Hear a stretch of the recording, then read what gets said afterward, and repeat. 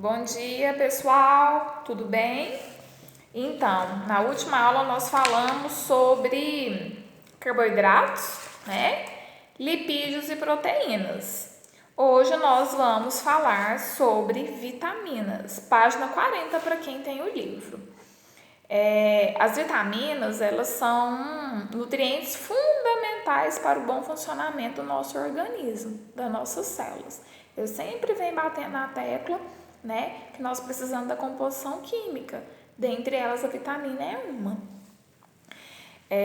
A vitamina, né, ela participa das atividades vitais do nosso dia a dia. A função dela é regular, tá? A ação das substâncias do nosso corpo. Por ela regular as substâncias, a ação de outras substâncias do nosso corpo, ela é chamada de substância reguladora.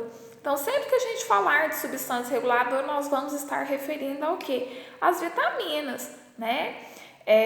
Como a gente sabe, o nosso corpo ele necessita das vitaminas para manter o quê? Sua saúde vital, e o nosso organismo ele não consegue produzir todas as vitaminas que o corpo necessita. Então a gente deve adquirir essas vitaminas que o organismo ele não produz através de quê? Através de uma boa alimentação, né? Essas vitaminas elas estão presentes onde? Principalmente em vegetais que a gente precisa consumir, né? Em grandes quantidades, porque lá nos vegetais são produzidas as vitaminas em grandes quantidades.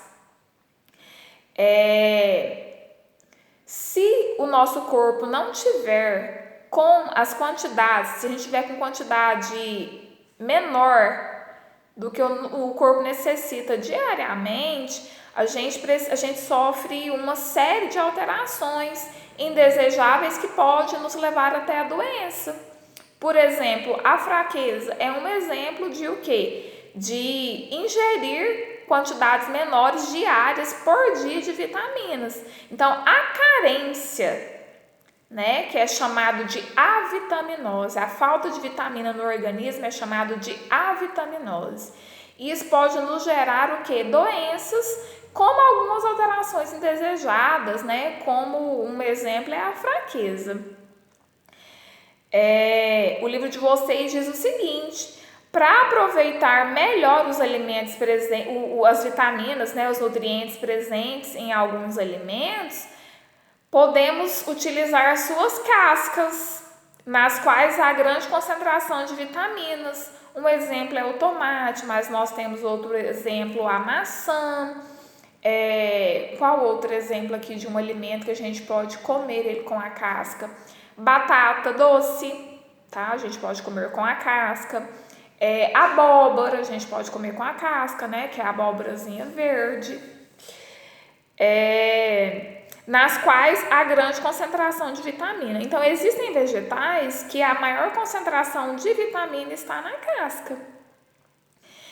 Muitos vegetais podem ser ingeridos crus, né? Eu citei o exemplo aí da maçã. Por que crus, né? Alguns alimentos, se você aquecer ele pode perder os nutrientes, né? As vitaminas que precisam. Então, existem alimentos que foram feitos para serem introduzidos cozidos, que não alteram nas vitaminas que existem naqueles vegetais. E existem alimentos que foram feitos para ser introduzidos crus. Um exemplo é a maçã, outro exemplo é a banana, né? Temos aí também cajá, temos vários outros, né? A acerola. As vitaminas, existem elas de dois tipos, tá? Elas podem ser hidrossolúveis e podem ser lipossolúveis. Qual que é a diferença das duas, Daniele? A hidrossolúvel. Hidro vem de água, tá? As vitaminas hidrossolúveis, elas se dissolvem na água, tá? E o excesso que sobra dessas vitaminas, a gente elimina ela pela urina, tá? Então, vitaminas hidrossolúveis são dissolvidas na água. Lembra do hidro? Hidro vem de água. E as outras vitaminas que são chamadas de lipossolúveis, elas não se dissolvem na água. elas se dissolvem em meio a lipídios, tá? E elas podem ser armazenadas principalmente no fígado e no tecido adiposo. Lembra que a gente vem estudando, a gente estudou sobre tecido conjuntivo e lá falou sobre tecido adiposo, que é a nossa reserva de gordura? Então, essas vitaminas, elas vão para onde? Elas não são absorvidas e o restante elas são excretadas pela urina, não. Eliminadas pela urina, não. Elas são absorvidas, tá? Para o nosso tecido adiposo e para o nosso fígado. Então, vitaminas lipossolúveis tem que ter a quantidade certa diária, porque se passar, pode nos acarretar doenças, que o excesso dessas vitaminas é chamado de hipervitaminose, tá? Que pode causar gordura no fígado, porque ela é acumulada no fígado e no tecido adiposo.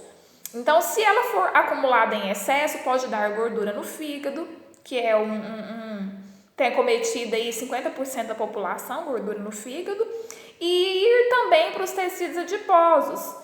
Quando vai para o tecido adiposo, o que é que pode causar? Obesidade, né? Então, não pode ser em excesso.